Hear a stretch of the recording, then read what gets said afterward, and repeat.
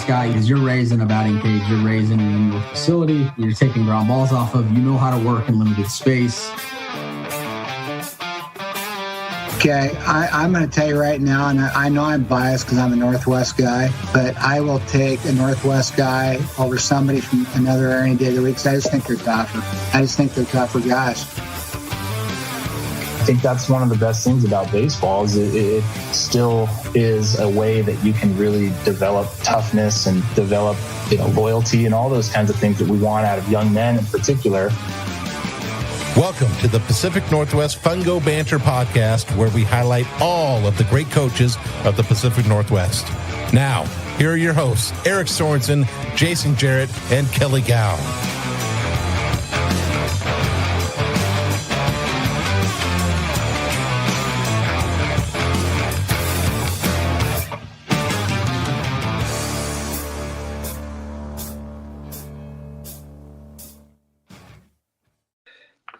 Well, welcome back, Pacific Northwest Fungo Banner fans, to our next episode.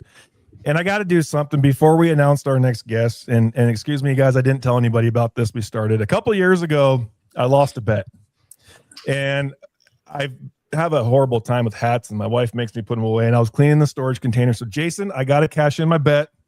And so my players know the only reason I'm putting this on is because we lost the doubleheader to them.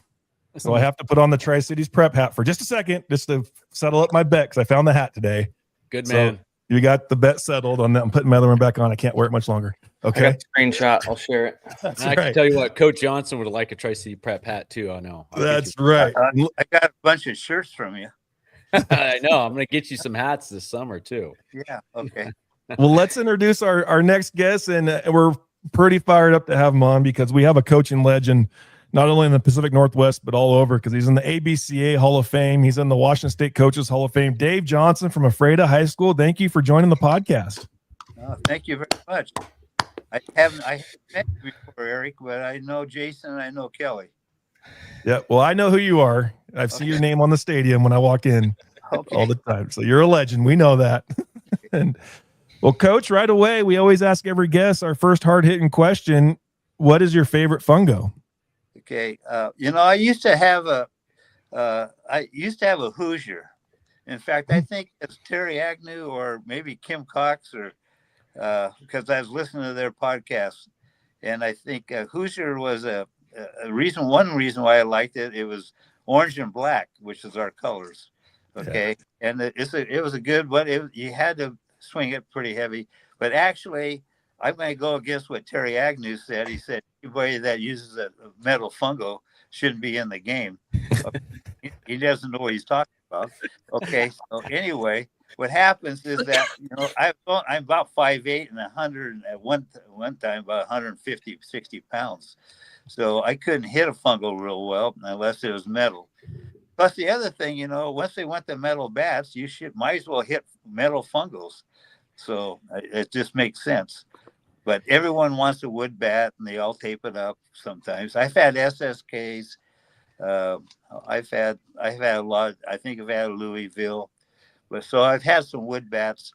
But actually, I'm 77, so at 75, I took an 8th grade team and coached them, and had to use aluminum fungo just to hit the ball, to shortstop. So anyway, yeah, but that's kind of my areas of fungos. That's the best answer we've gotten so far. We got something so different. I love it. That's great. Coach, talk us through your path in baseball, growing up, where you played, and then what got you into coaching and led you all the way through your Hall of Fame career. Okay. Well, I was born in Yakima, Washington, and I was a youngest of two other siblings. So my brother, he remembered, the Beatles, the Yakima Beatles, but I don't, because I was too young. We moved away. My dad was an educator. He was a principal of a school down there in Union Gap. And then he's been working on his PhD, or it's called an EDD, education, Doctor of Education.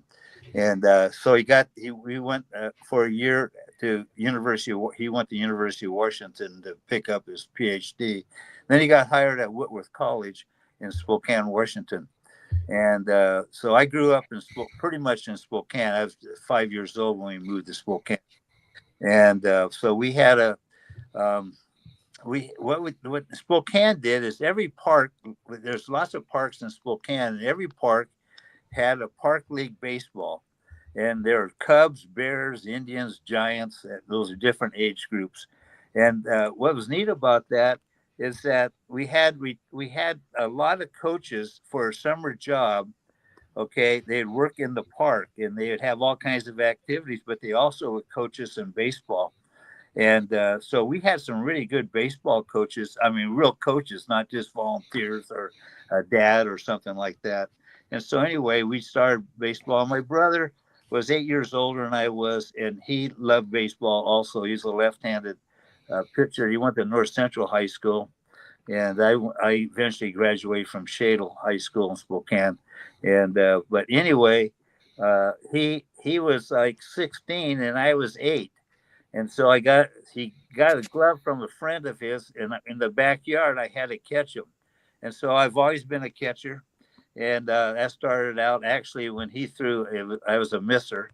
Okay, it hit off the garage and something. Okay, and he was a little wild. He's a kind of a crazy left-hander.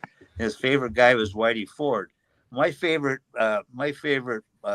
big league ball player was Yogi Berra, because the Yankees were the only guys on TV in the 1950s and 60s. And so anyway, we got going with that, but we played we played we played park league baseball, and then we have tournaments at the end, and we won a couple city tournaments, and that's how we got started. And then ended up at Glover Junior High, which is right near Shadle High School, and so that's where I did middle school baseball or junior high baseball, and then went to Shadle, and I played on the JV team. I played football and baseball, and I wasn't very good at football, but I really loved it. And baseball, I didn't make the I made the varsity my junior year, and back in those days in Spokane City League, the coaches couldn't coach third base. And so you had to have a player coach third base. So I coached third, and another guy coached first, and we had a good team. So we won. For every win, we got 1 point towards our letter. So I led her without playing one inning. Okay, on the varsity level. Okay, because you have to understand the guy who was ahead of me. Okay, he was a 3-sport athlete. He was all city in football, all city in basketball, and all city in baseball. And he was a catcher. All right. Plus, he was the ASB president. Plus, he got straight A's. He went to Stanford University, graduated. So that's from Stanford, and went to Harvard to get his PhD in something. So that was my competition. That's my competition. Anyway, I didn't have a chance. But one time my mother said, "Well, you sit on the bench all the time." Well, I said, "No, I go out and coach third." And so anyway, but anyway, Mom said, I mean, don't you get tired of not playing? I said, no, I just had a bunch of guys I like, you get from friends. And what if I think back, if I would have quit, okay, I never would have played in college, and I never would have been probably a coach. And so anyway, you never know. So sometimes you got to wait your turn. And there was no way I was going to beat that guy out. And but once he graduated, then I was the catcher for Shadle, and I wasn't very big. I'm about five. I was 5'8". I just got measured the other day, and now I'm 5'6". Okay, so, but I'm about 140, 45 pounds.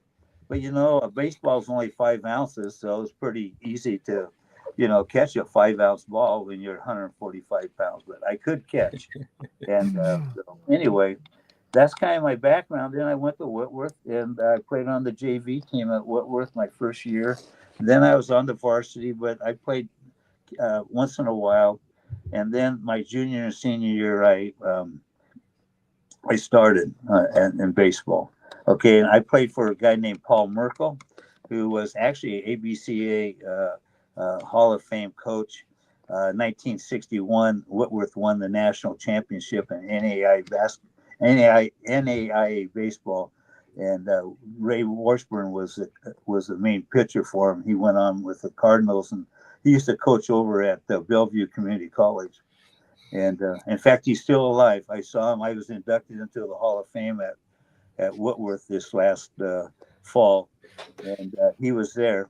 He's in a walker now and so forth. But I always remember him because my dad was a prof, and I went to all the football games out at Whitworth and basketball and baseball. And he was a baseball player, and so that kind of.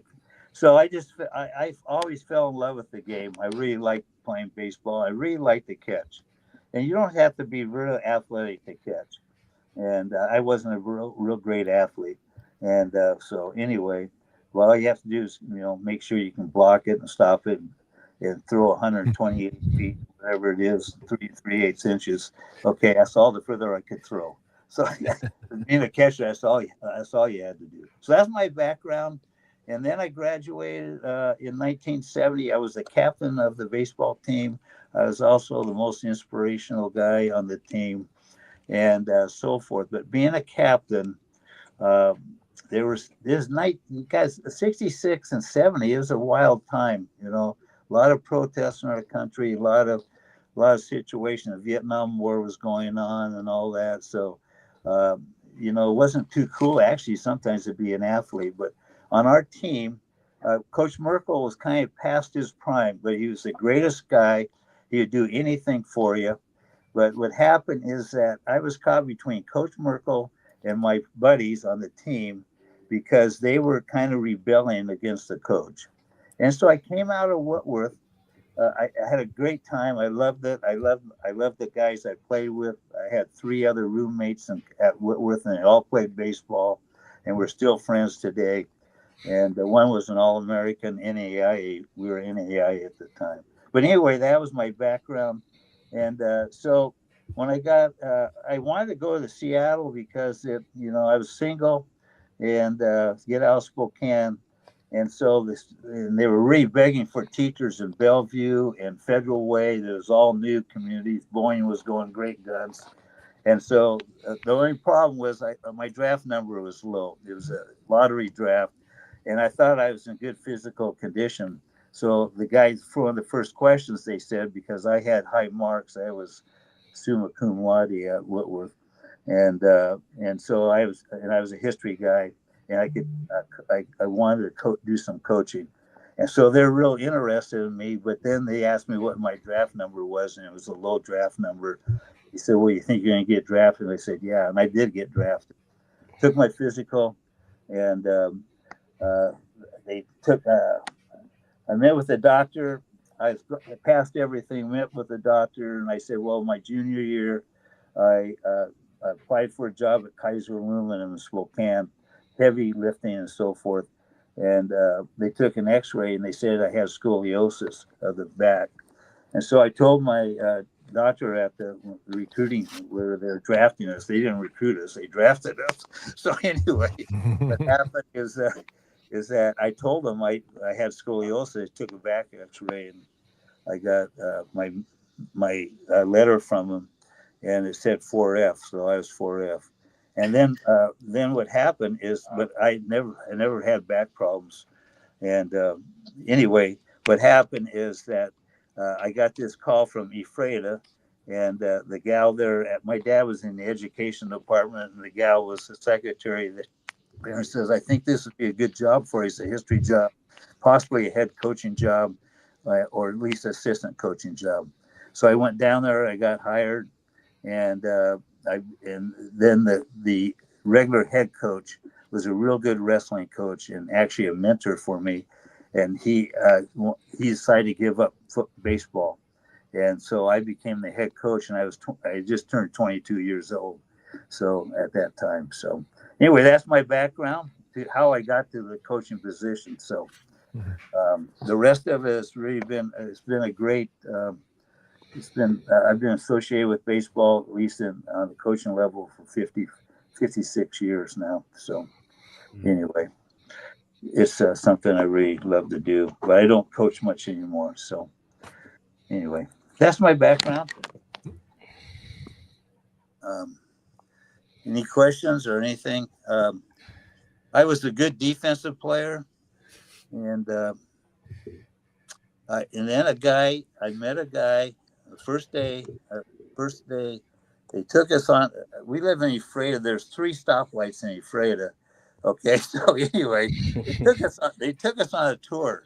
Okay, and I was a single guy, and got hired and did all that. Well, I found out that a guy named Marty O'Brien was going to be my assistant coach. And we both grew up in Spokane. He went to North Central. I went to Shadle, but we didn't know each other. In fact, if we would have known each other and played against each other, I probably wouldn't like the guy.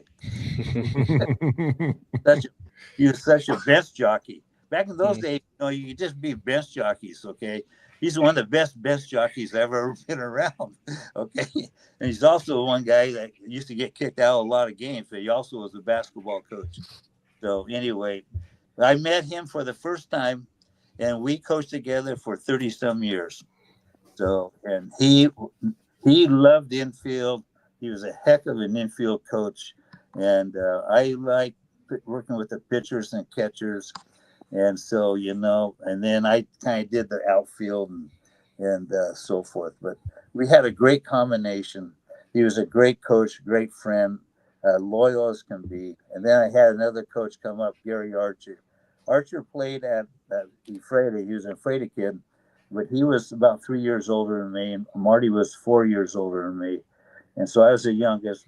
Archer came in, he became our 9th grade coach, and he was with us for 31 years. So I had 2 other coaches. I coached for 36 years, and Archer coached for about 32, and Marty coached about 30. And then he was also the head basketball coach. He's in the Washington State Baseball Coaches Hall of Fame. He's in the Washington State Basketball Coaches Hall of Fame. He passed away in 2007. We ran a baseball camp for 30-some years, 4 to 5 weeks a year. My wife was the head dietitian, and so anyway, he was a great motivator of kids. He was 7th, 8th grade, 9th grade junior high teacher in PE, and he changed so many kids around. So I was blessed with 2 unbelievable coaches. And Coach Archer is he was assistant basketball coach, and I was the 9th grade basketball coach. And Archer was Gary Archer. He is in the Washington State Basketball Coaches Hall of Fame as a JV coach. So anyway, we had great coaches. We had great kids during the 70s and 80s into the 90s. So it was. I started in 1970. It went 36 years, and I retired in 2006 after 36 years of teaching and coaching. And also, I was athletic director at one time, 6 years. So, anyway, that's the background. It's great to hear the story of. I think all of us on this call, and I think that's why it works out pretty well, is that we were never the 5-star, 4-star, 3-star, maybe 2-star, maybe 1.5-star players, right? And then I think,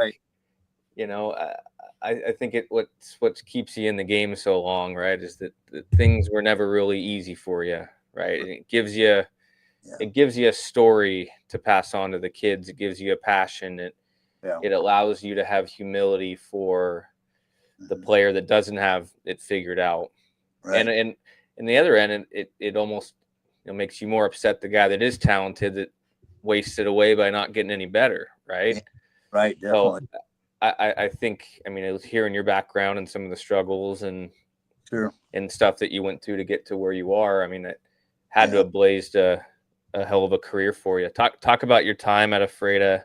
Obviously some very good success there. What years, what teams stand out, what moments stand out the most as you kind of, you look back on that career at Ephrata? Well, my first spring was 1971, and I had there, and Ephrata was not winning in very much stuff, except there's one sport they were winning, and that was wrestling, and that was Chuck Panario, who's also in the National Wrestling Hall of Fame. And but he was a mentor to me because he was the baseball coach, but he gave up baseball and became just the head wrestling coach. And he was the only coach in Ephrata at that time that was winning. And I remember the basketball coach. I was single, and after one of these city league games that we were playing in as young teacher coaches, well, he he said Freddie kids just can't win, and they just can't win because Freda has a lot of this is where the courthouse was, PUD who owned 2 dams on the Columbia River, a lot of professionals, and he says they're just too soft. And I thought about that. He was at a restaurant. We were at a restaurant after the game, and that's what he told me, and he wasn't winning. All right. And then I went home and I started thinking, I said, well, Chuck Benario, he wins, and wrestling is one of the toughest sports in athletics. Okay. So, I mean, they aren't tough. Come on. They were tough. They were tough kids. But so the guy said, well, we weren't winning because, they're too soft. And, I didn't take that too well. I thought we could win. And so our first couple of years, there was no state baseball at that time, baseball playoffs. It wasn't until I think 74, I think it was 73, somewhere in there where we started having state. And I just remember in 74, we had a pretty good team, and we fell short, and we didn't get out of the league. And so that was pretty discouraging. Then 1975, I had 5 seniors and great leadership. And then the 76 team, the 76 guys, they made a good, they were a good, what you say, uh, they could be led. And these 5 seniors, especially one, okay, just led like you can't believe. And we ended up playing Clarkston, which really had a great team. They had a couple of guys that signed. One guy out of high school was signing pro, and we went 8 innings with him. It was 0-0 over in not Clarkson, but by Chehalis. Okay. And so we were in Centralia. So we were in the state championship. I was engaged to be married. My wife is sitting right behind me here. So, anyway, she told me you never won a state championship until you married me. Okay. So, well, that's kind of the wrong correlation. Okay. You can read it. But anyway, she's been a great coach's wife. and she didn't know anything about baseball. Okay. She's a music gal. All right. And I don't know anything about music. So opposite attracts. O'Brien, opposite of me. He was Irish Catholic. I was a good Baptist. Okay. He liked to drink. I don't drink. He liked to swear. I don't swear. So we had, and O'Brien was but we both had the same goal. We wanted to making Ephrata winners. And what he did, he was down at the middle school as a PE. He developed a conditioning class in the morning. They came at 6:00 in the morning. And all they did was if they screwed up in class, he kicked them out. I mean, he turned around. O'Brien had more to turn around young men, okay, than anybody else in the Ephrata area. And those kids, when they came up to the high school, those kids were tough because they've been undressed a few times verbally, okay, by O'Brien. And he was a great motivator. And in fact, I didn't even know if I wanted to be a head coach. I said, yeah, I'll take the thing, and not knowing even what it entailed since I was just out of college. But because I had a bad taste in my mouth from Whitworth, just because of the conflict between a guy I really loved, and I know he was missing. He was past his prime, but he was a guy that cared about us and so forth. And he kind of got another coach kind of undercut him. And I was involved in that. So I had a bad taste in my mouth. But anyway, O'Brien changed that around. And so we went to work. and we had kids hanging out during the summertime. We didn't have any extra. We just played. It was unlimited at that time. You could play as many games as you wanted to. There's no limit. In fact, I was inducted into the WIAA Hall of Fame, which I didn't even know we had one. Okay. Because I always thought the WIAA, we went from unlimited games to 27 games and then down to 24 games. And then we went to 20 games. And that's what it is today. And I asked when I was inducted in the WIAA Hall of Fame, I said, the only thing I thought you ever did was limit how many games we could play. Well, anyway, right in front of the WIAA guys, and I was already in, so they couldn't take it away from me. But anyway, I was going, man, you guys took us down. I remember one guy telling me, well, basketball only plays 20 games. So, baseball should play 20 games. Well, then I told this guy, I was kind of a smart mouth. I said, why don't we just make it 8 or 9 games? Because that's what football plays. Okay. Once a week. But, at North Central High School, they had a freshman coach. This is a true story. He coached for about a week, and they ended up playing 50 games during the 9th grade year. And the guy took them all over the place outside of Spokane, and they played 50 games, in 3 months. All right. So anyway, but now they put all kinds of limits on you. So anyway, and baseball's a game that you can play. Not very many football teams play double headers, or basketball teams, but baseball we can. So anyway, we ended up having 3 goals. Our 3 goals were, first of all, have the best baseball program in the state of Washington, at least one of the best. Okay. And that was one of our goals. That's he and I. And then Archer came about 2 years later, and then he just got caught on. He was a really good baseball player. And O'Brien played for Eastern for Chisses, and I played for Merkel.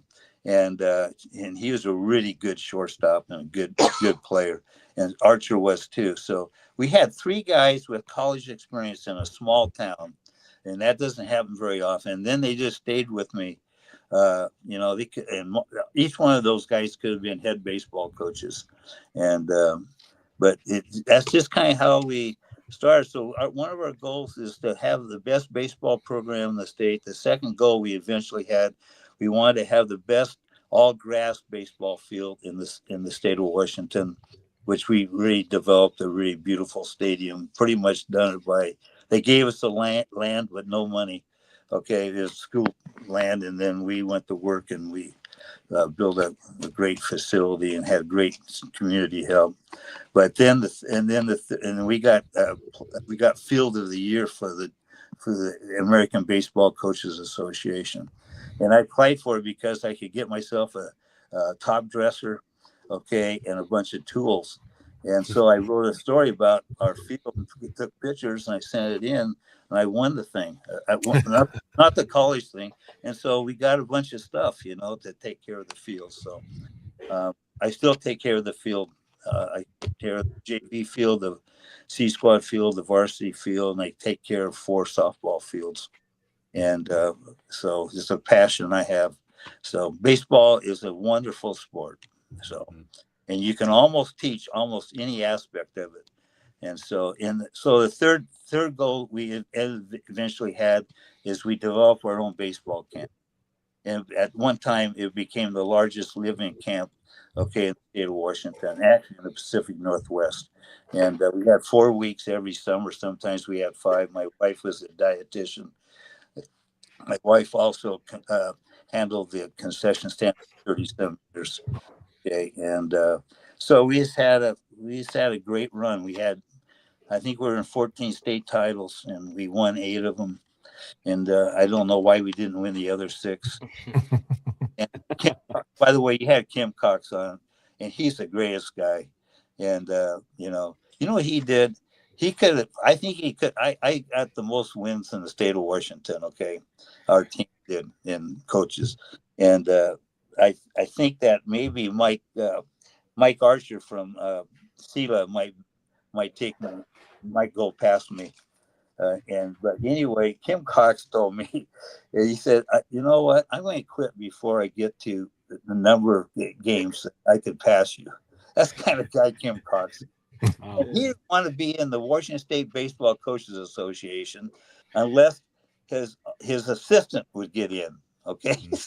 I said, Kim, because they always asked him if he wanted to get in because he had more state titles than anybody else. And I said, when you get in, that just shows what kind of kids you had and what kind of coaches you had, because you never do it by yourself. So anyway, we accomplished those things. When we started our camp, Marty O'Brien called the Oliver camp up in Oroville, just across the Canadian border, British Columbia. And he asked, we got a kid here who wants to go to your camp. And the guy told him what the price was. And Marty said, well, I think that's too high. And he said, well, if you don't like it, why don't you start your own camp? And see, He did. We did. And what happened, they went out of business and we were right in the prime of it. So sometimes negative things can, attract you to become, let's go out and do that. And one guy said, one of our coaches said, I'm kind of dominating the thing here, but I'll shut up here. But it's your show, not ours. You're good. One of our coaches said, we said we're going to start a baseball camp in Ephrata. Okay, well, who's going to come to Ephrata? All right, we're way out here, nowhere, and all that. Most of our guys came from we call it the I-5 corridor, because that's where all the people live, that or Spokane area, and most of those guys, came. And we had Mike Blowers as a 16-year-old kid. And we used to have a radio station, KULE used to be a radio station, had the Mariners game. The Mariners used to come through town and Blowers was playing. And the guy in the radio station said, well, probably none of you guys have never been here before. And Mike Blowers said, yeah, I went 2 years of camp here, baseball camp at TBI. And so anyway, and this is what he told the guy. He said, I wanted to be a professional football player, and I wanted to go to the U and play football.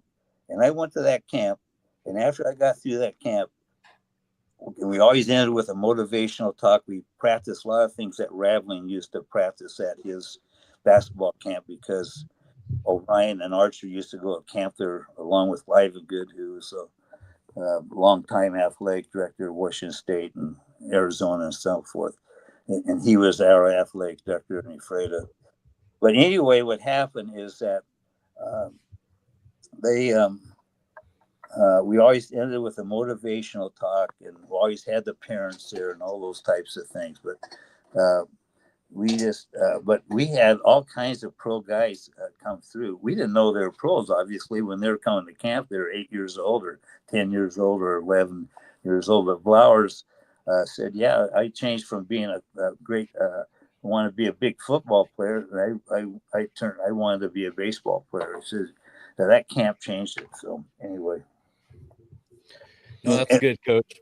Okay, I'm sorry. So you go ahead. No, I was just going to add to, that, I think that it's what you guys established and what you've built has been that everlasting legacy that will last on for another 100, 200, years. But my question for you is, you talked about, Coach O'Brien and many of the Archer. What was the key factor keeping those guys on your staff? I know, in the day and age we live, we have coaches that'll come in, they'll get the experience, and then they're always looking for the bigger and better job. And we see this in college sports really bigger than we do in high school. But what was your key there, Ephrata, to keep those guys every year? Yeah, I just eventually Marty became a head coach in basketball, and he won one state championship in basketball. But it's just the fact that he had a love for the game, and Marty and I were kind of more like co-coaches, okay? And I was the head coach by name, but we basically did everything together, okay? And then when Archer came along, and he was an Ephrata guy, And so he was pretty gun-ho to see Ephrata get going. And we actually won the first state championship that Ephrata had was in baseball in 77. We were 75. We took second. We got beat by Clarkson in 8 innings. We could have beat them. We had a guy at second base and the ball. Anyway, so Marty and I were together. Arch was down at the middle, the junior high, coaching ninth grade baseball. And then when the ninth graders came to the high school, he came up and coached ninth grade baseball. And so Marty had a lot of responsibility. Okay. And he was a great infield coach. And we stressed defense, but it's just that we had the same, even though we're kind of opposite in personalities and all that kind of stuff, man, we weren't opposite when it came to competing. And so he had a big part in the program, probably more so than most. I think it takes some humility, because I was just an okay baseball player, and but but it takes some humility to know that there's coaches that have more skills and more ideas maybe than I do. And so I think you got to have an attitude that these guys are part of your program. And I think what they felt like, they had a big part in it. And Arch, he was always kind of by himself with the ninth graders, and he had this, and Marty and I were always together, except Marty had a JV team. And so we went off, and oftentimes he would play coaching JVs, and I was coaching the varsity. But I think what kept us together is that we just cared about each other, and we all had gifts. Okay. Archer did all he was a graphic designer, and he did all our uniforms, did all the stuff, did all kinds of stuff for our base. And then when we had our baseball camp, that kept probably Marty around. Marty had a good chance of go to Big Bend and be the JC coach at Big Bend Community College. He stuck with me, and then he got out early and he kept coaching basketball, and so forth. I think it's just that they felt that they're a big part of this whole experiment. Okay. And Archer did all our billboards, and so forth on the deal. And we designed our own field and did all kinds of stuff. And we got guys who were carpenters and stuff to help build it. And because the school district wasn't going to put any money into it. So anyway, but I think and I think we were so successful, and we were just tough. We're not that tough anymore here. So, but we just had kids that were just tough kids, and nice kids, but just, man, they wanted to compete. So it was, I think all that together just kind of, we stuck around and we became really good friends. Jim Livengood was our athletic director, like I say, and he was our basketball coach and also our football coach. And he went on to Washington State, Southern Illinois University. Then he finished up 15 years at University of Arizona. And so he was there at that time. We had a bunch of young coaches, and we were gun-ho, and we loved Ephrata. I think now we have something like 23 state championships. Okay, when we not in baseball, we have 8. So anyway, I think that's why I think it worked out that way. They felt like they were a big part of the outfit, and they were. So anyway, good times.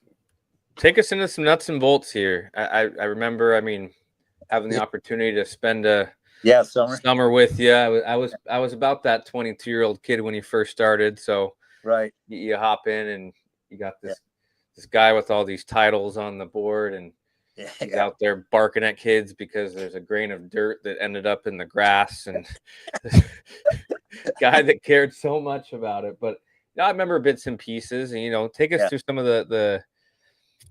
that baseball smarts that you did. I remember 3-1 count was always a must steal for runner at first base, and some little things like that. But take us through some of the stuff that made you guys successful, some of those common plays or philosophies that you put into play when you were there. Well, I think that one thing is that we I didn't know that much about baseball. Okay, Paul Merkel was my coach, but he didn't teach us very much, and so we ended up, Marty and I and Gary Archer, we ended up going to a lot of baseball clinics, and I started taking notes, and I always went up and sat in the front row, and I went to the ABCA National Convention uh, 4 or 5 times, and we three plus some other guys. We went to Omaha to the College World Series about 4 or 5 times, and so we we just I just started taking notes, and I had probably two file drawers full of notes and uh, things, and bought all kinds of books and so forth. And so I think we were. The thing is that we were really fundamentally, we were really had great fundamentals. As our infielders were so good. Marty, it was just great with the infielders. I worked with the pitchers and catchers and the outfielders, and Archer, he had his own team. So Marty and I always practiced together. So it just we just went to work. I wanted to know as much as I possibly could. I got videotapes, did all that stuff. Baseball camp was a great place because we always hired a bunch of these high school coaches come in, and at night when it's got we got the kids is in a big junior high gymnasium, bunk beds in there and everything. And sometimes we had up over 220 kids. We're feeding them. My wife was the head dietitian, along with she had a crew of kids. But anyway, we sit around and we just start talking about baseball. A bunch of high school coaches, and some of those coaches came in with a bad year. And Marty he was a great motivator, not only of kids but also of other coaches, and he had an Irish temper. He was Irish Catholic, but man, could he coach, and he really had a lot of sympathy. Just loved coaches. Okay, and so that was really, we learned a lot from the coaches that came in, and some different techniques they use, different fundamentals they use, but we were always going. That just we got really highly educated, and but we did at first we overcoached probably, and then we loosened up quite a bit, but our kids hustled in and out. We just played, and then I just got to know Washington State Baseball Coaches Association. So you guys had you had Terry Agnew, who came to our camp, but he's the one that introduced it to Bob Albo. Actually, Bob Albo played baseball at Gonzaga when Marty was playing at Cheney.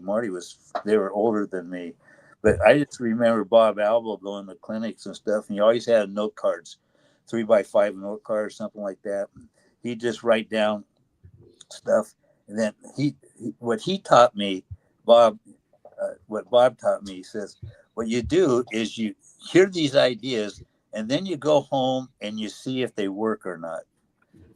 They might work for this guy, okay, and this coach, but they may not work for you and your team. But so anyway, we were just around high school coaches, and Oregon coaches would come up. We had coaches from Idaho, Montana. Some coaches even came from Alaska and British Columbia, and even some from California that would come to our camp. We also ran a coaches camp during the wintertime, and Marty was coaching basketball, but we had a 3-day winter camp where you gave him a big notebook, and we come. You could, one thing, you can almost coach everything in baseball. I mean, there's some odd things that happen, but really, it's a game that's so uniform. You got to run the first, and you got to go the second, you got to go third. You can't just run the first and then steal second, and then run home again. You got to go all the way around. So you can almost coach every aspect of baseball, and I think we tried to do that. We had certain automatics that I think Kelly was talking about on a three. I think it was Kelly or maybe it's Jason, but anyway, 3-1 count. with the guy at first base, we'd steal 3-1. Okay, and but but that was what we called a walk. And if a guy usually a pitcher's going to throw you a fastball in 3-1, unless he's has a real great curveball and can control it. So anyway, we oftentimes stole 3-1, and then we did a lot of fake bunting. So we got a 3-1 count, and I give them a steal sign, and those guys would turn around fairly early, like the sacrifice bunt. The guy take off, and then you just keep your bat right in line with the baseball, and the catcher has a hard time seeing it. Okay, and then you just pull that bat back right at the last second, and so the guys can't get an early start, jump out of the box, and there's just all kinds of stuff. We had certain automatics that we oftentimes did, and so anyway, it's just a learning process, and that's but our fundamentals were so good, and sometimes you can beat a team before you even play the game. If we had a real snappy infield, it's kind of like basketball. You have certain warm ups and night drills, and baseball. They all knew where the ball was going to go. Okay, so they all looked good. All right, and so it was a routine that we did, and it made them so comfortable as players. And one time we had our third baseman was Scott Smith. He played 4 years at Washington State. Okay, this was an A school that we're at. We had a kid named Gary Hagee. All right, he went to Eastern. Okay, played 3 years at Eastern. Eastern dropped their program, and then he got recruited by UCLA, so he played senior year at UCLA. Our second baseman was Troy Zerb. He was a great football player and baseball player, and he got drafted by the Phillies. And then we had Carlson, and he played JC basketball. And Jim Wassam used to be the coach at Eastern, Jim Senior. He came down and hit infield. We oftentimes brought college coaches in to just give a talk to the kids and at camp. And they went down there, and those kids, they hadn't been playing much. We played about 20, 25 games during the summertime. And but they came down, and Jim Watson said that's the best high school infield he's ever seen. So it was just, you go to work, and our practices were sometimes 3 hours long, and until we didn't have lights, so when it got dark, we usually quit. So, but then we got lights and so forth. But they, the best compliment we ever had as coaches is that your guys don't like the game; they love the game, and that was, we loved to run, and we put pressure. Try to put Brayton taught us a lot. Ed Sheff was just a good instructor. Ed Sheff one year came to our baseball camp and brought his little league son. Okay, and Ed Sheff. Okay, when he wasn't on the field playing against somebody who is very competitive. Okay, but he was one of the best instructors. A lot of college coaches would come in and say a few things, but they wouldn't hang around. Well, Ed Sheff stayed in the dorm in the gym, hot gym, okay, on bunk beds, all right, army bunk beds, and all that kind of stuff. And Ed Sheff stayed the whole week with his son, and he would get right in there with the kids. Top-notch coach, one of the best coaches in the United States. Unfortunately, he's passed away. But what a tough guy. I'm sure he had a heart attack because he was just blowing up all the time. But anyway, what happened is that he got in there and showed the kids how to slide and how to stuff, and he taught me a lot. I mean, because I went to several of his clinics. I loved what he did, and so he was a ruthless guy. So, but I'm just saying that just being around those guys, just going to clinics, and I want to sit in the front row. I didn't go there. We visited afterwards, but so anyway, just I've gone on and on. So anyway, Well, Coach, we got a fun little drop in. Somebody that's joining the video, and he's one of your past players. okay. We all know him. We're gonna bring on Mark Nelson Oh, good. to tell some stories on Coach. Okay, all right, Mark. Good. Hey, you guys hear me? We can hear you. Yeah. I can Hey, hear Coach. How's everything going? Hi, Mark. I'm doing well. You're looking good. Looks like you about past your bedtime there, and looks like Vicky's ready to take you to bed. Yeah, yeah. They're still. Yeah. Yes. I've been listening in a little bit here, and just going back, recalling some of the stuff from when I was there, 90 to 94, and I was one of those kids in middle school down there that Marty found. You know, Yeah. I was out on the, I didn't know anything about the conditioning program. In fact, I didn't even join it. It was a 3-year deal. Sure. And I didn't even get in until my 8th grade year. Marty Okay. found me out on the playground shooting hoops, and he's wandering around out there at lunchtime and finds me, and hey, you kind of like basketball, and Yeah. what you know about the conditioning program here we got going on. And so anyway, he got me into that conditioning program. Yeah. And I ended up being conditioner of the year and for that 1 year. But Yeah. there's one thing that Marty did, and he had a talent of getting kids to believe they could do anything. It's like, who the hell wants to show up at 6 a.m. and run your butt off until you puke? I mean, it's like, and the conditioning program wasn't just, it wasn't just physical conditioning. It was, there was a lot of mental talk in that thing. Yeah. And I think that's, that's one of the things a lot of these programs are missing is that early foundation.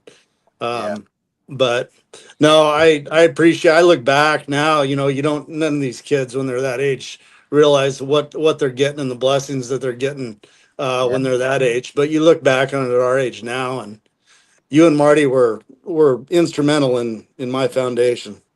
Yeah. So. And you've been a good assistant coach for Jason. And well, it's the only reason he wins. Yeah, I know. We cracked the code. We don't share any secrets here. Keep everything in the vault.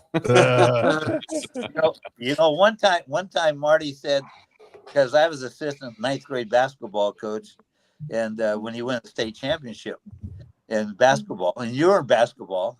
Oh, yeah.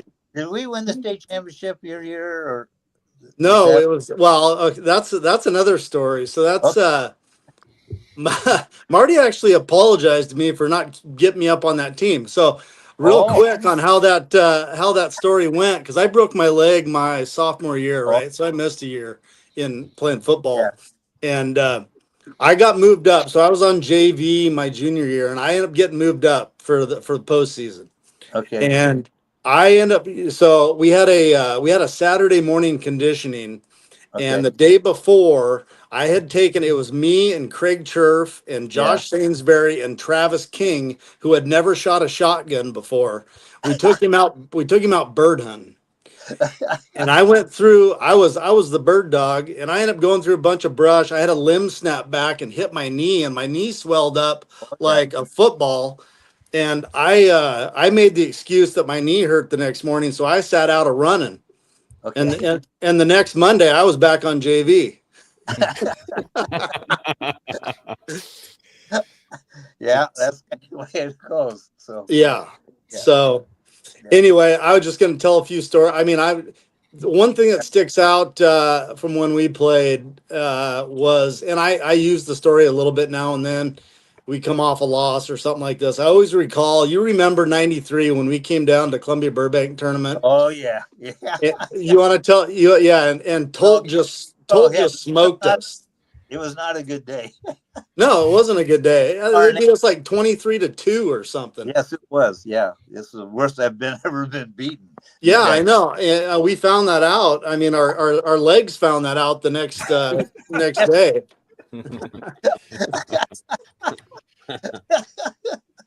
Well, we ended up going. So we ended up and we ended up coming back. We had a good season. and kind of rebounded off that, and Yeah. we met Tolt in the semifinal game of the That's state right. tournament, Yeah, and we beat them.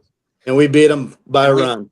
Marty always had these T-shirts made up, and it said because we had been to state several times, okay, and in the back of the T-shirt, and he did it specifically for Tolt because Tolt used to bring a bunch of kids over to baseball camp, Oh and yeah, the coach would come and coach, and so anyway, they're good. They were telling us how they're going to beat us and everything, okay, and so anyway. And we got hammered 23, whatever that was. I think that was Tolt, wasn't it? it was Tolt. Yeah. Yeah, Tolt beat us. Okay. Anyway, when we had T-shirts made, and we had the ice cream social, at the states at the fairgrounds in Spokane, and it's on the back of the T-shirt. It says, "It's not like we haven't been here before." Okay. Yep. So anyway, and the Tolt guys were all walking around and said, "Well, this year is going to be a little different," and we beat those guys, and they choked. That's what they did. They choked. They did. They They felt the pressure. They couldn't throw from second base to first base. Yep. And we beat those guys. Yeah, I think Churf scored on an error. Yeah, he did. He scored on an air. He came walking around. His hands were up in the air, pointing up in the sky. Like oh yeah.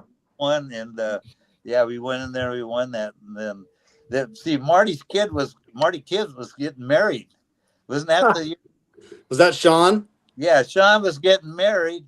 Okay, and he said, well, and Sean says, I'd like to have it on the weekend of state baseball tournament. This is what my wife to be wants to do. And Marty says, "Don't worry, we have a crummy team. We won't even be in." So anyway, we were in the state finals. But Marty, he had to go to the wedding. Okay, and so we got beat, and so because he said we're not going anywhere. Anyway, but we had some great experience. We had some wonderful kids, and it was a lot of fun. We used to have what's called an ME. ME was a mental error. Oh, And, don't worry. We use that at prep. We got good for you. 1060s for every mental error. 10 60-yard dashes. Yeah. Yep. And we had Scott Dable, who's I think he's wandering the streets of Ephrata trying to figure out who he is at the age of 6. But anyway, a lot of mental errors. He can remember our signs. He never can remember the signs. So you get on first base, and I give him the steal sign. And of course, if you don't steal, it's kind of okay because if you don't get a good jump, you don't have to steal. But anyway, he couldn't remember any of the signs, so he always screwed up. And he always had to run 1060s several times. He did. But anyway, yeah, we were. And Marty was in the middle school, and he changed a lot of kids. Just like what he did with you, and that's he could. You got to get your kids in middle school, that age. Yeah. Because they're when they get older, they think they know everything, and all that. And that middle school, and Marty was the greatest PE teacher for middle school, Yeah. and. He had some people after him at times. He went to he went in the special session, okay, in front of the school board, and luckily Craig Scherf's dad was on the school board, and he bailed Marty out several times. What happened? What Marty said one time? He said, every time that you're in the state championship, okay, I was there with you. And also, when I won the state championship, you were there. I said, Marty, one time we were in the state championship, okay, and you got kicked out in the first inning, okay. So I said, no, you weren't. He was bragging about the fact that when we won the state championship, he was there. You were in the stands, okay.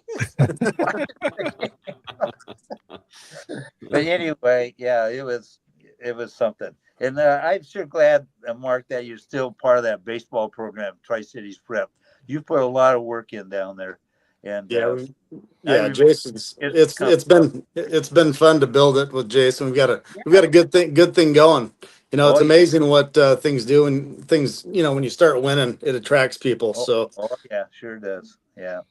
I've got one more story. I don't know if you can remember this. This is, and then I'll get off so somebody else can jump in. Okay. Do you remember 93? Do you remember playing Jason Romine up in Omak? Oh yeah. Sure do. Okay, but tell me the story, okay? Okay. So, I mean, he's pumping like what, 93, 94 miles an hour. Yeah, we can't even touch the ball. I think Chamberlain might have been the only one that got a hit off him. Yeah, right. And I couldn't even see the ball. And, you know, so the game ends, we get beat by Omak, and, you know, we're in the huddle and you're in the middle and we're all standing around you and you're giving us the talk and this and that. And we're just about to the end of the talk. And I had to spit, and I gathered up a loogie and I hawked a loogie, and it happened to land right on the middle of your black shoe. and that was the end of the talk. And you said, well, that about sums up the day. I don't remember how much we ran the next day, but it was worth it. Yeah, I know. Yeah, it was.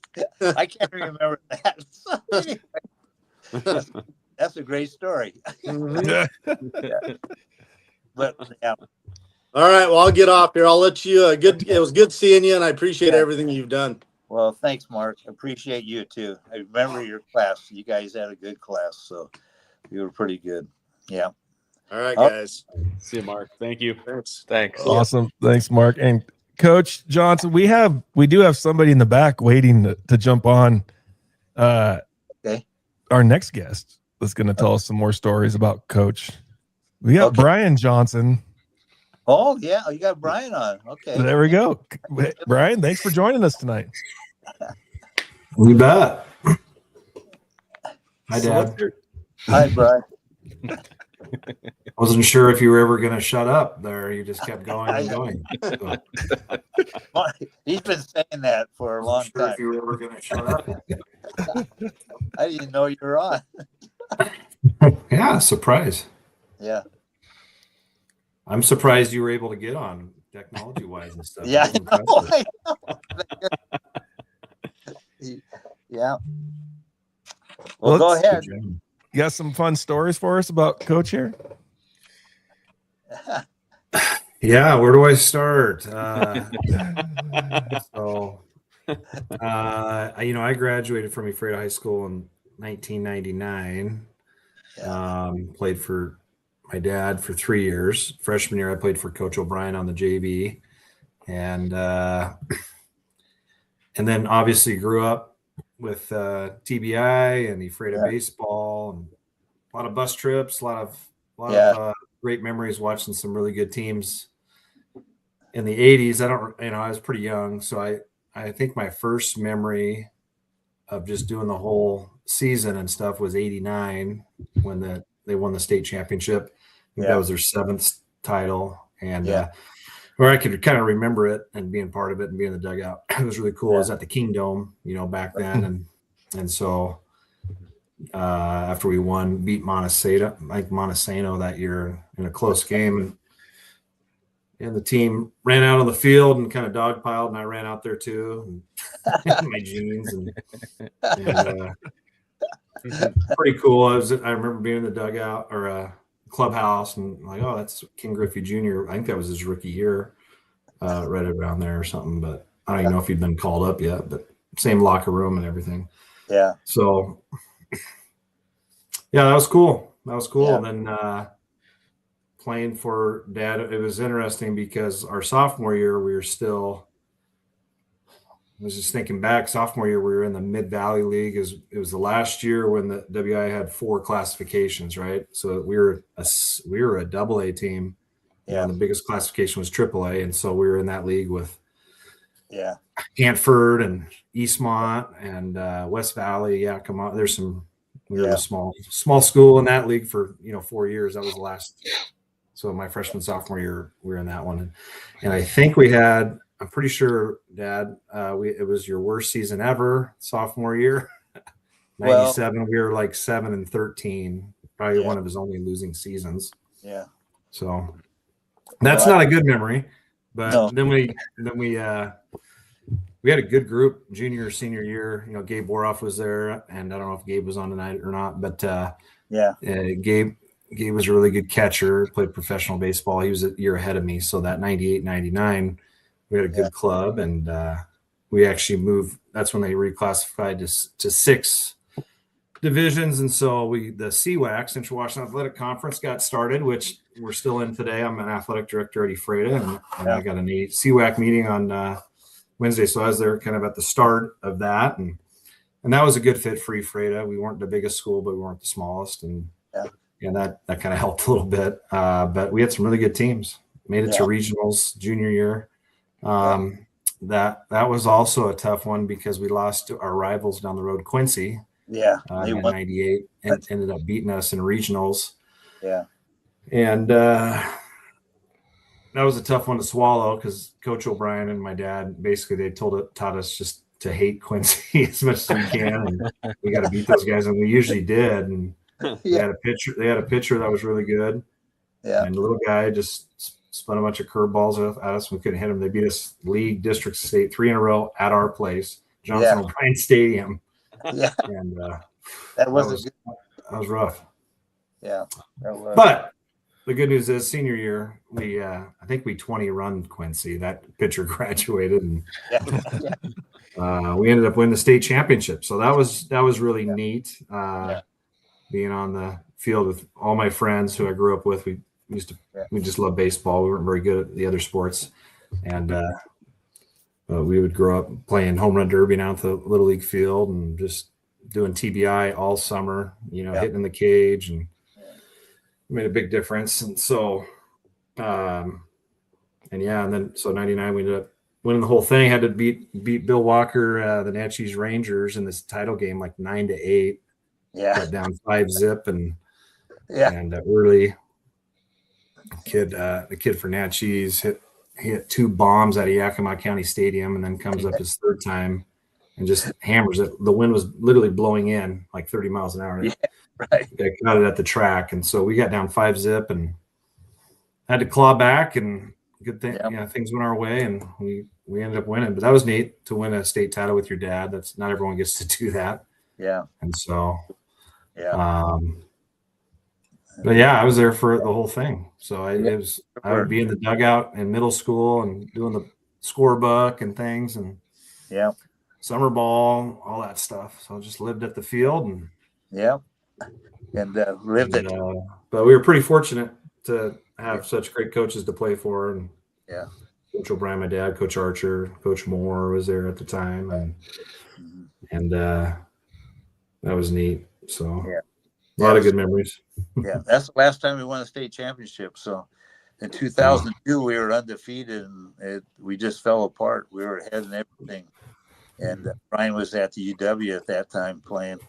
And so anyway, we lost that one. Otherwise, we would have had championships in 4 decades. But anyway, it was a game that nightmares over. But because we were a better team, and the coach that coached against us used to come to TBI all the time. As one of the coaches, really a great guy, but it was tough to lose that one because we lost it. They didn't necessarily win. We lost. So, but anyway, it was fun. It's fun coaching my son, and he loved baseball. And today, they have those -5 bats. Okay. Back then, yesterday, -8 bats. And, but when Brian was playing, it was a -5. So anyway, I don't know how many home runs we had that year. I think we had about 30 or 35 home runs. I think it was in the 40s. Oh, I think we set the school record. Right. So anyway, Brian, record ain't going anywhere. That was a fun era. Yeah, it was. Now you rarely see a home run in high school baseball, it seems like. And no one got killed or anything that I remember from games, from line drives. And so that was probably, I think, that was one of the dumbest, worst things that happened to high school and college baseball. It was getting out of hand at the collegiate level a little bit, right? But I could see that toning it down and getting ready for wood bats. But man, at high school, these kids are not strong enough to swing those drop threes and no pop. There's nothing. So, So, anyways, that was fun. You guys have any throwback TBI stories for it? I love Brian. You obviously been there from the get go of things, but there had to have been some trouble. There had to have been some incidents. There had to have been some good classic stories at camp, whether caught or not caught. Well, they if they left the place, they got kicked out of camp. Okay. One story was really good at camp. There's two kids. These two kids got in a fight. Okay, it was little. Okay, 8 to 12-year-olds. They got in a fight, and Marty was kind of the guy that disciplined them. I was kind of running the whole camp and made sure I did all the scheduling and what we did and all that. And Marty was kind of the flim flam guy in front of the. He always gave the motivational talk. He was a great motivational speaker, and he did the introductions at camp, all the coaches and all that kind of stuff. And but these two kids got in a fight, so Marty hauled them into his office. His office was the office in the dressing room for the boys. He hauls them in the office and starts yelling at them. Okay, and then he found out they're brothers. They're brothers, and they got in a fight because they're brothers. He's going to kick them out of camp and everything else, and found out they're brothers. So he's just okay. But we used to. It was a lot of fun, and I learned so much baseball from other coaches. Okay, and I learned. You got guys at second and third, and you put on a suicide squeeze. Okay, put a suicide squeeze. If the guy was winding up, especially, and some of those guys were foolish enough to wind up, but it is. And I always squeeze with one out usually. And so anyway, what happened? We had second and third, and so he wound up, and the guy at second base, I taught him, as soon as he starts to wind up, you start running. And of course, the guy at third should wait until the guy releases the ball so he doesn't throw it outside or something like that. And so this guy taught us that when you go around with a two-man umpiring game, the field umpires look at first, and the home plate umpire looks at home. So what you do is you just cut off. You don't even touch third. You come on the inside bag of third base, so you get a better jump. So when the ball goes down, the guys pick it up and they throw it to first. You score 2 runs. Okay. But one time I had a kid. He cut it off by about 20 feet. And the umpires can't. And back in those, they had to. At one time, they changed the rules, said that the umpire could call you out if you didn't touch the base. Okay, but originally it was that you had to protest it as a defensive team. Okay, you had to watch all the bases, and then they went back to that, but you could just cut that corner and not get called out because nobody was watching.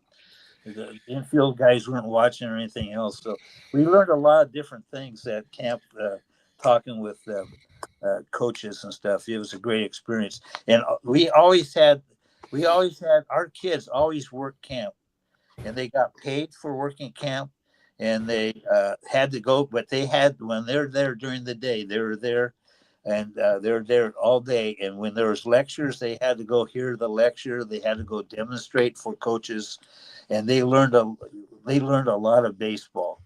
And so that baseball camp really not only helped a lot of kids in the Pacific Northwest, but it helped our kids to develop into. And when they went swimming, then we had 12 pitch machines going in 12 cages. We used pitch machines because of the just get so many reps and and it's not, you don't have to deal with timing so much. You can just work on your fundamentals and things of that nature when you hit. And so when they go swimming at 3:00, our kids would get in the cages and they would hit, and then they asked coaches to come out and hit fly balls and grounders and everything. So they lived down there at that camp, and eventually they got paid minimum wage. We got in trouble with the LNI for not paying.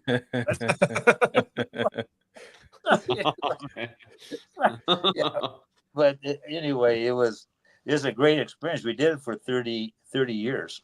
So it was called TBI. We started traveling, and that we didn't make any money doing that. So then we call it total baseball instruction.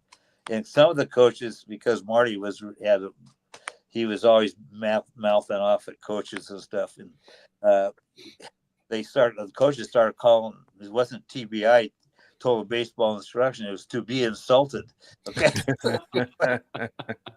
but anyway, we just had it going, and it was a great time to coach, and we had kids, and we had really good coaches, and a good system that we had. So it was a great experience. Learned a lot of coaches' names and became friends with them and stuff like that. And a lot of coaches would come in with the parents on their back, And Marty was great to just talk to those coaches. He was better than I was.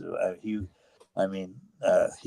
could just he would get those coaches pumped up to go out and coach again, because sometimes you come in, you feel you had a lousy year, and you come to camp, and you hang around a bunch of other coaches, and you just learn so much, and so it was tremendous.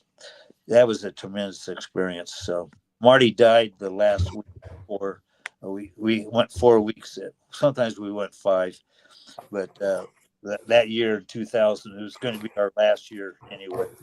And 2007, we were both retired at that time, and so we said let's hang it up. And Marty died after the first week of little league camp, 8 to 12-year-olds, and died in his sleep on a Sunday morning about 3 a.m. and camp started on Sunday. So it was a tough week for us all. And Marty always did the introductions, and he always did the motivational talk at the end. He got that from Raveling. Him and Raveling were good buddies. And so anyway, I lost really a good friend, and a fun guy to be around. We were quite different, but we had the same goals in mind, so it was good. Marty would motivate kids. You'd be in PE, see some kid throw the ball pretty well, and during PE class, his PE class was so organized, he'd bring the kid over and start talking to him, and he said, "Well, you play little league?" He says, "Yeah, we play little league." "Okay, looks like you got a good arm." "Yeah, I've got a pretty good arm." "Well, keep it up." Some other kid, you say, looks like you could maybe work on a few things and stuff like that. And then he'd tell him a few things to work on. That kid would be happy too. So he knew how to motivate kids, especially the middle school kids. And he was a great head basketball coach. So anyway, I lost a good friend there and partner. We were partners for 30 some years, but on a handshake. We were registered with us as a business. But anyway, his wife and my wife and Marty and I, we were it. So it was a great time. We just saw a lot of kids come through. We made, I think, baseball better in the Pacific Northwest. A lot of kids would go home, and they would be tired when they got home. So anyway, that's enough talk. Well, it's still known too. Like if you say Ephrata, people still, oh yeah, baseball camp. I mean, it hasn't been going for almost 20 years now. Yeah, right. I know. That's what he made Ephrata known for baseball. Yeah. There were some guys. We had the B state championships, and there's one, I forget what school it was. These guys came in and said, "I came to camp 40 years ago." Yeah. Anyway, yeah, it was just it was a lot of fun. But I was glad when